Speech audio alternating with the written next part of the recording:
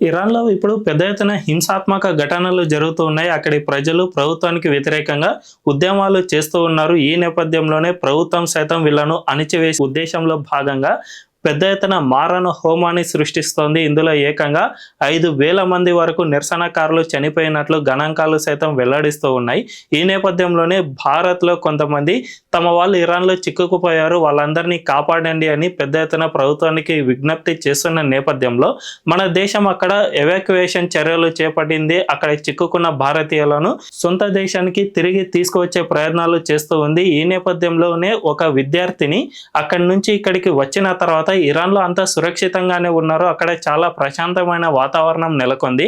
భారత్‌లోనే దీనికి సంబంధించిన fake narrative అనేది నడుస్తుంది. అంతే తప్ప ఇరాన్‌లో అంతా సవ్యంగానే ఉంది అనే విధంగా చెప్పుకొచ్చింది. ఆమె వేషధారణ చూస్తూ ఉంటే హిజాబ్ ధరించింది. అంతేకాకుండా నుదుటిన బొట్టు సైతం లేదు కాబట్టి ఆమె ఎవరో స్పష్టంగా మనం అర్థం చేసుకోవచ్చు. సో ఇలాంటి వాళ్ళను ఏం చేయాలో మీరే కామెంట్ల రూపంలో తెలియజేయండి.